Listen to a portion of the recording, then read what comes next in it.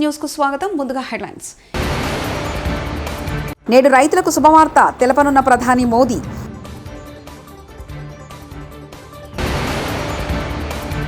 పదిహేనున ఉమ్మడి ఖమ్మం జిల్లా రైతాంగం చిరకాల వాంఛ నెరవేరబోతుంది. మంత్రి పొంగులేటి శ్రీనివాసరెడ్డి.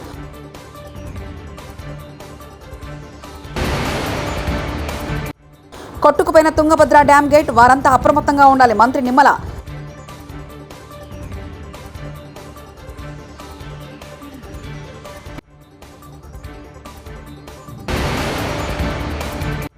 ఏపీలో 160 దేవాలయాల పునర్నిర్మాణం. మంత్రి ఆనం.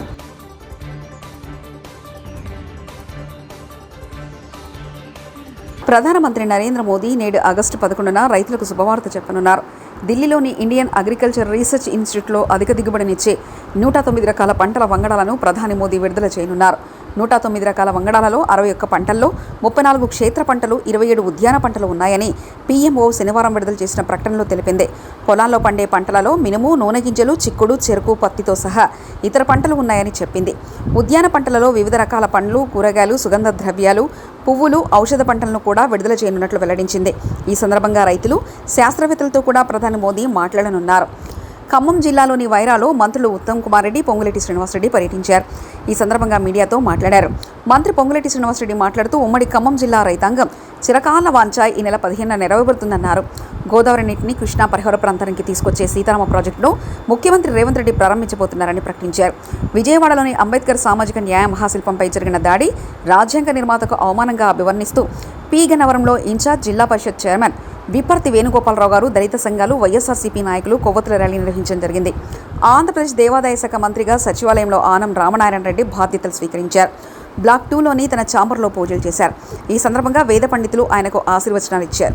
ఏపీలో 160 దేవాలయాలను పునర్నిర్మించడానికి నిర్ణయించినట్లు మంత్రి ఆనం రామనారాయణ రెడ్డి పేర్కొన్నారు. సీఎం చంద్రబాబు ఆదేశంతో కృష్ణా గోదావరి సంగమం వద్ద జలహారతి తిరిగి కొనసాగించాలని నిర్ణయం తీసుకున్నట్లు చెప్పారు.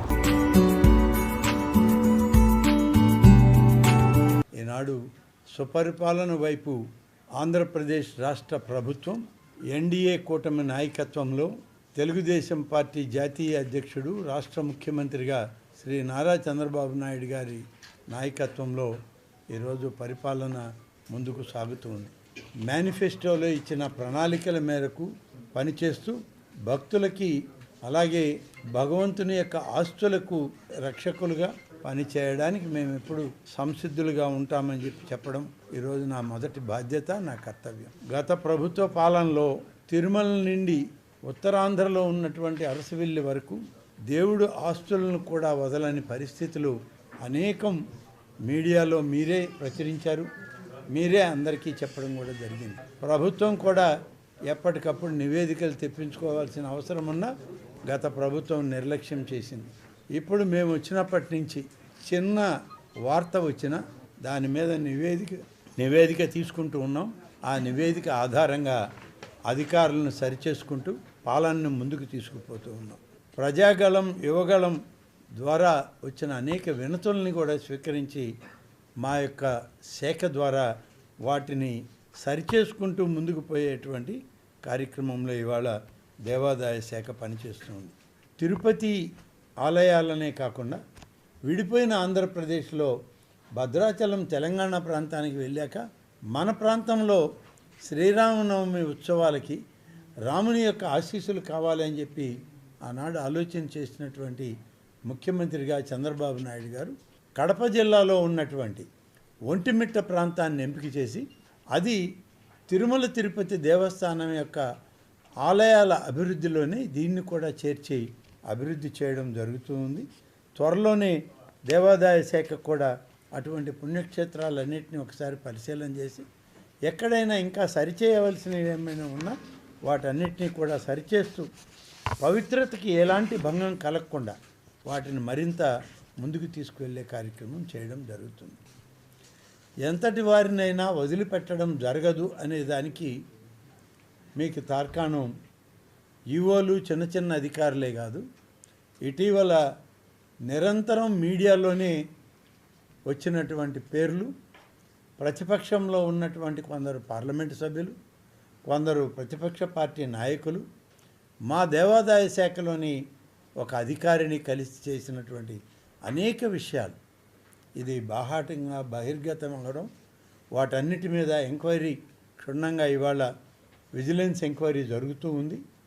విజిలెన్స్ ఎంక్వైరీ నివేదిక వచ్చి ప్రభుత్వం ఒక నిర్ణయం తీసుకునేలోగా వారిని కూడా సస్పెండ్ చేయడం జరిగింది. కాబట్టి ఎక్కడ తప్పు జరిగినా సరిచేసుకుంటూ ముందుకు పోవాలి అనేదే మా ప్రభుత్వం యొక్క లక్ష్యం. మా ఆలోచన కూడా అదే. అధికారులందరినీ చిన్నదానికి పెద్దదానికి సస్పెండ్ చేస్తారా, వాళ్ళ మీద యాక్షన్ తీసుకుంటారా అంటే మరి కాలానుగుణంగా వచ్చినటువంటి చట్టాల పరంగా 160 దేవాలయాలని పునర్నిర్మాణం చేయడానికి ఇప్పుడు నిర్ణయం తీసుకున్నాం. కృష్ణా గోదావరి 2 నదీల మనం దగ్గర జరిగేటువంటి జలహారతులు నిత్యం జరిగేవి, వాటిని కొనసాగించాలి. అదే పవిత్రతతో మరి అనేక వేల మంది ఆ ప్రాంతాలకు వచ్చేటువంటి యాత్రికులకు అలాగే పర్యాటకులకు ఒక ఉత్సాహభరితమైన ఆధ్యాత్మికపరమైన ఈ యొక్క జ్యోతుల్ని వెలిగించండి అని చెప్పి ముఖ్యమంత్రి గారు ఆదేశాలు ఇచ్చారు. దానికే ఏర్పాట్లు చేస్తున్నాం. కర్ణాటకలో తుంగభద్ర డ్యామ్ గేట్ కొట్టుకుపోవడంతో ఏపీ సీఎం చంద్రబాబు సమీక్షించినట్లు రాష్ట్ర జలవనరుల శాఖ మంత్రి నిమ్మల రామానాయుడు తెలిపారు. సీఎం ఆదేశాలతో ఘటనా స్థలానికి ఇంజనీర్ల బృందం సెంట్రల్ డిజైన్ కమిషనర్ వెళ్లారని మంత్రి చెప్పారు. లోతట్టు ప్రాంత ప్రజలను అప్రమత్తం చేయాలని కలెక్టర్ను ఆదేశించామన్నారు. కౌతాలం, కొజ్గి, మంత్రాలయం, నందవరం ప్రాంతాల ప్రజలు అప్రమత్తంగా ఉండాలని కోరారు. శ్రీశైలం సాగర్, పులిచిత్తల ప్రాజెక్టుల అధికారులకు ఈ మేరకు ఆదేశాలు జారీ చేశారు.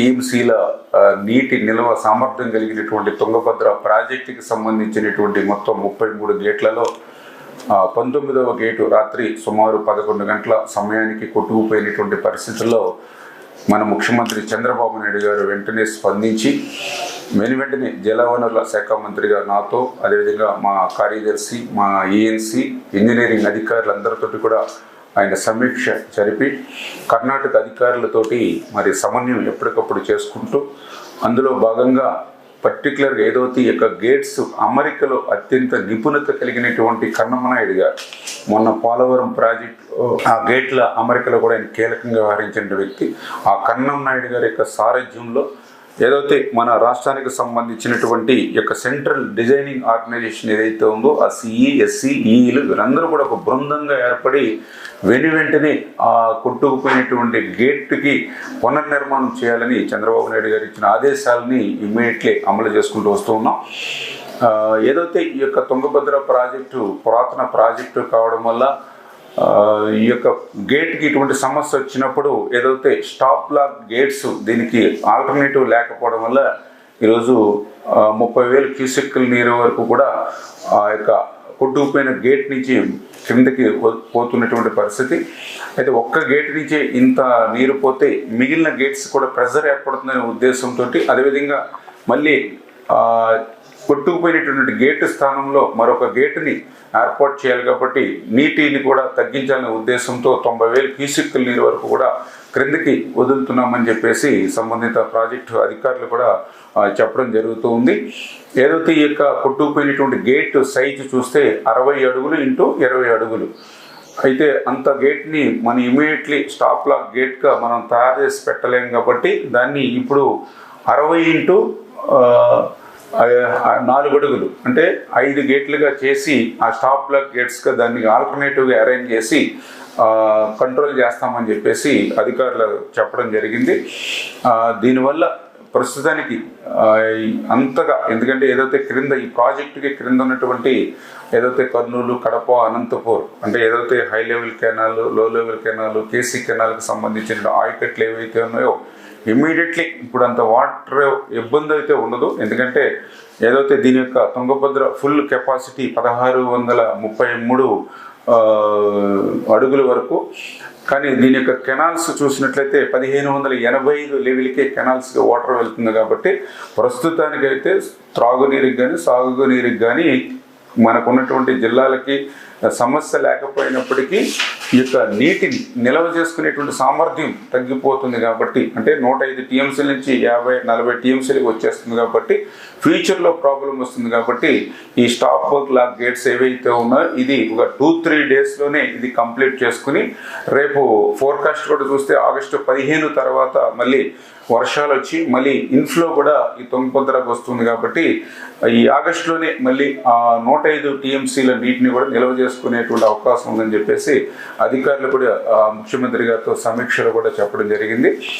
ఖచ్చితంగా ఇవన్నీ కూడా ఒక టీం వర్క్గా యుద్ధ ప్రాతిపదికన ఎప్పటికప్పుడు రివ్యూ చేసుకుంటూ క్లోజ్ మానిటరింగ్ చేసుకుంటూ వెళ్తామని చెప్పి తెలియజేసుకుంటూ, ఎందుకైనా ముందు జాగ్రత్త చర్యలుగా అక్కడ కర్నూలు కలెక్టర్ గారితో, అదేవిధంగా ఆ యొక్క ప్రాజెక్టు కింద ఉన్నటువంటి ఏదైతే కౌతాలం, కోసింగి, మంత్రాలయం, నందవరం ఏదైతే మండలాలు ఉన్నాయో వారి ప్రజలందరినీ కూడా కొంత అప్రమత్తంగా ఉండడం, అదేవిధంగా ఏదైతే ఈ క్రింద శ్రీశైలం, నాగార్జున సాగర్, పులిచింతల అంటే ప్రస్తుతానికి ఏ ఇబ్బంది లేకపోయినప్పటికీ కూడా అప్రమత్తంగా ఉండమని అక్కడ ఉండేటువంటి ప్రజలు కానీ ఇక్కడ ఉండేటువంటి డ్యాములకు సంబంధించిన అధికారులను కూడా హెచ్చరించడం. ఓవైపు జర్నలిస్టుల ఆకలి చావులు, మరోవైపు అదే జర్నలిస్టులకు ఆర్టీసీ బస్సులో అవమానాలు. బస్ పాస్లపై ఆర్టీసీ డ్రైవర్ కండక్టర్ అహంకారానికి పరాకాష్ట. హనుమకొండలో ఒక జర్నలిస్ట్ సోదరుడు యోగి చనిపోతే అంత్యక్రియల కోసం జనగామకు వెళ్తున్న జర్నలిస్టులను దిగిపోమంటూ వార్నింగ్ ఇచ్చిన కండక్టర్. ఒక బస్సులో 4 జర్నలిస్టుల మిత్రులు ఎక్కగా ఇంకా ఎంతమంది వస్తారంటూ గొడవ పెట్టుకున్న ఆర్టీసీ డ్రైవర్ కండక్టర్. డ్యూటీలో లేకుంటే నీ సంగతి చూసేవాడినంటూ ఎవరికి చెప్పుకుంటావో చెప్పుకో అంటూ జర్నలిస్టులను బెదిరించిన కండక్టర్. అరే వీడు పాస్ గుంజుకొని డిపోలో అప్పచెప్పు, అక్కడ మాట్లాడుకుందామంటూ బెదిరింపులు. జర్నలిస్ట్పై దురుసుగా ప్రవర్తించిన జనగామ డిపో ఆర్టీసీ డ్రైవర్ కండక్టర్పై చర్యలు తీసుకోవాలని జర్నలిస్ట్ సంఘాలు డిమాండ్ చేస్తున్నాయి.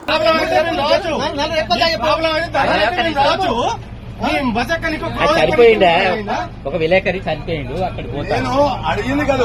నువ్వు ఏమడుతున్నావు?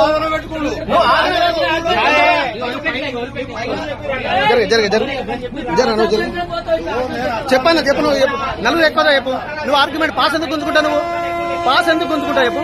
నువ్వు పాస్ ఎందుకు గుంజుకుంటావు? ఎవరికి ఇవ్వన్నావు పాసు? ఎవరి దగ్గర పెడతావు పాస్? ఎవరికి ఇవ్వన్నావు పాస్? గుంజుకొని ఎవరి దగ్గర పెడతావు? నువ్వు ఎక్కువ నలుగురు కంటే ఎక్కువ నలుగురు ఎక్కువ జర్నలిస్టులు. నువ్వు ఫస్ట్ చెప్పు, జర్నలిస్టులు ఎక్కువ చెప్పు. మీరు చెప్పండి, ఎక్కువ నలుగురు ఎక్కువ చెప్పు. చెప్పండి.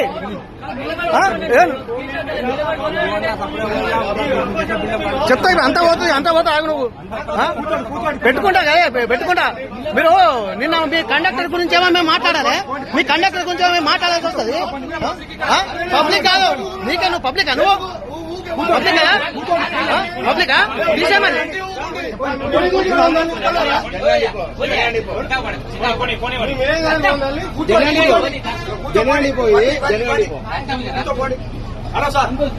మీ జనగం డిపో అవుతారు. మీ జనగాలు మీ కండక్టర్ అయితేనే మేము వచ్చాము. కూర్చోపోండి. భద్రాద్రి కొత్తగూడెం జిల్లా సారపాకలో ఈఎస్ఐ హాస్పిటల్ గురించి ప్రధానంగా ప్రస్తావించగా ఎమ్మెల్యే పాయం వెంకటేశ్వర్లు కలెక్టర్తో మాట్లాడి ఈఎస్ఐ హాస్పిటల్కు స్థలం ఏర్పాటు చేయించి ఈఎస్ఐ హాస్పిటల్ కట్టించే బాధ్యత నాది అని ఎమ్మెల్యే పాయం హామీ ఇచ్చారు. క్యాన్సర్ స్క్రీనింగ్ టెస్టులను ఇక్కడ ప్రజలకు ఐటీసీ ద్వారా ఉచితంగా చేయాలని స్థానిక ప్రజలు కోరడం జరిగింది.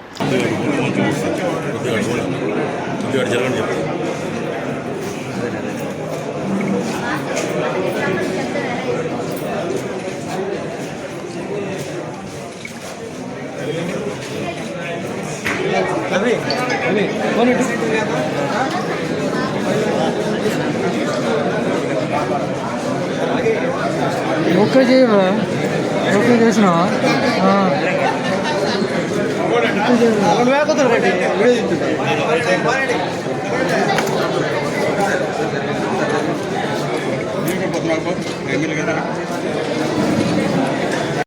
ఎంతోమంది ఎమ్మెల్యేలు వస్తున్నారు. గతం నుంచి ఎప్పటి నుంచే జరుగుతుంది. ఐటీసీ ఒకటి పర్మనెంట్ సొల్యూషన్ డిస్పెన్సరీ అనేది పబ్లిక్ కూడా ఏర్పాటు చేయాలి సార్. ఇక్కడ ఇంకోటి ఏంటంటే క్యాన్సర్ స్క్రీనింగ్ టెస్ట్లో కంపల్సరీ ఐటీసీ ద్వారా ఏర్పాటు చేయాలి సార్. ఆ దిశగా కొంచెం ఏమన్నా ఐటీసీని మీరు ఒకసారి రిక్వెస్ట్ చేయండి సార్. పర్మనెంట్ నేడు రైతులకు శుభవార్త తెలపనున్న ప్రధాని మోదీ.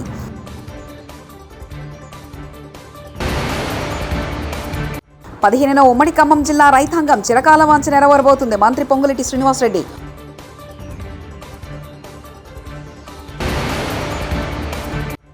కొట్టుకుపోయిన తుంగభద్ర డ్యామ్ గేట్, వారంతా అప్రమత్తంగా ఉండాలి. మంత్రి నిమ్మల.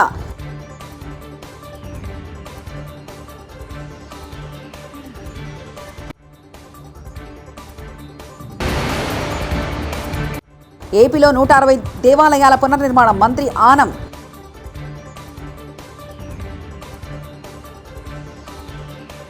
ఇవి బులెటిన్ విశేషాలు.